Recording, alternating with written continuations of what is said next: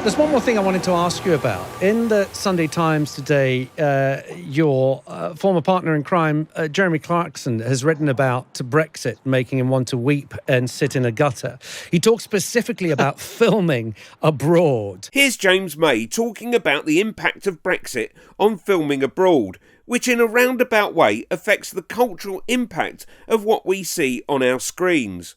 I'll talk further about Brexit impact on the arts in future videos.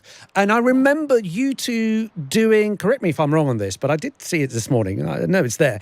You two made a little film about filming abroad. You talked about carnets at the days of the Grand Tour, yes, and how expensive it would become should the UK leave the EU. How affected have you been with filming because of Brexit? Well, it does. I don't think that's the biggest problem with Brexit by a long way. But being selfish about it, yes, I filmed in Spain for my new Explorers series. This is a plug. It's out on Thursday on Channel 5. Well done. Thank you. Yes, things like the carnet had become more expensive and perhaps more significantly more boring because it's admin.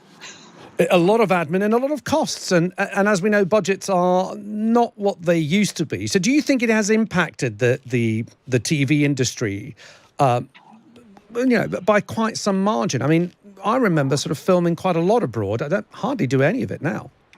No, well, I mean, fortunately, we escaped from all the really big trips because the Grand Tour ended. And Jeremy's on his farm and Hammond's in his workshop and I'm doing various things, mainly in Britain.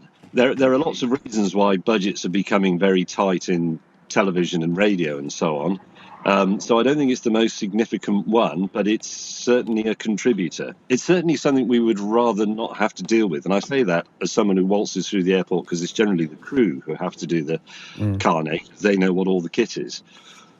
So I guess you agree that Brexit perhaps makes you weep as well a little bit. Yeah, I'm not quite in the gutter yet, but I do occasionally have a slight weep about it. It's something we used to talk about quite a bit, to be honest, when we were working together. I'll come out and say I think it was a terrible idea, and I think a lot of people are starting to come round to that. Click here for how to spot an idiot.